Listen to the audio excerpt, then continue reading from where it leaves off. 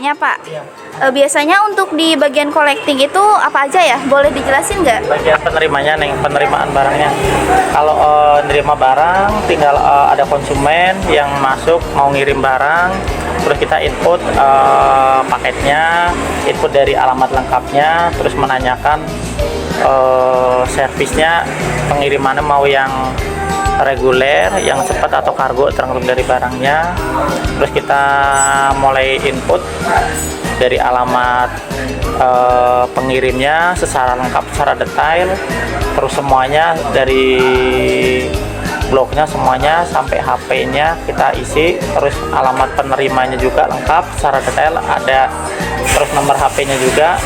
Terus bagian bawah kita cek dari barangnya isinya apa secara teliti, terus dari kiloannya kita cek juga, kalau perlu kita periksa isi barangnya apakah itu barangnya bisa layak untuk dikirim atau kan enggak. Kan ada barang yang layak untuk dikirim sama barang yang enggak. Contoh yang enggak bisa dikirim kan kayak obat-obatan yang terlarang, terus senjata api, senjata tajam itu kita nggak diperbolehkan. Itu terus kita input semuanya. Setelah kita input baru kita tempelkan resi sebagai bukti bahwa barangnya sudah diterima sama pihak dari JNE. Setelah semua terinput, nanti sorenya akan kita mulai pengiriman ke destinasi masing-masingnya.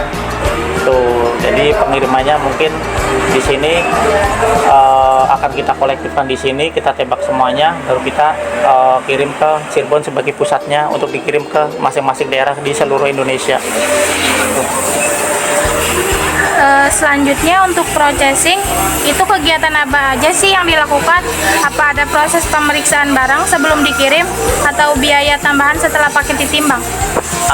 Kalau pemeriksaan itu pasti ada, pemeriksaan itu wajib, itu bagian dari SOP, karena kan seperti yang tadi saya sampaikan, kita harus teliti juga isinya apa itu barang yang terlarang atau tidak. Kalau emang barangnya itu nggak terlarang ya akan kita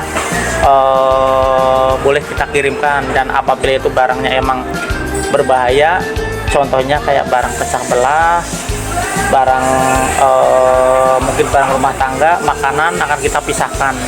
Nah, perlakuannya masing-masing beda-beda itu nih.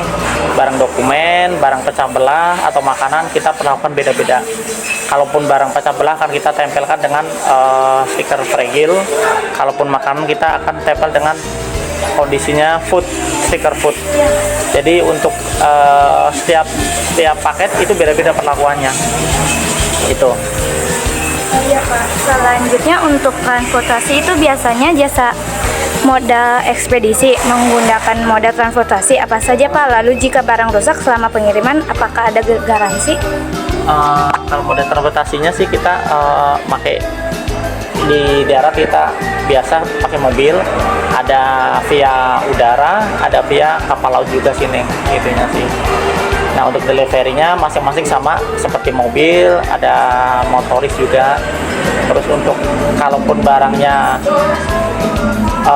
itu sebelumnya kita kan teliti ya, apakah barangnya sebelum kita packing, apakah itu barangnya masih belum rusak, kondisinya baik.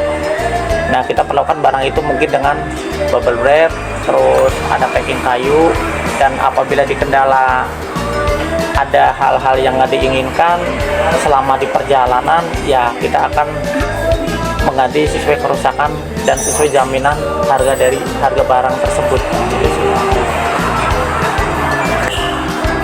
Selanjutnya Pak, lalu untuk estimasi waktu pengiriman itu biasanya berapa lama? Apakah ditentukan seberapa jauh tujuannya atau bagaimana? Untuk servisnya beda-beda sih tuh. Nah, ada yang cepat, ada yang reguler, ada yang paket ekonomis, ada yang kargo, dan itu menyesuaikan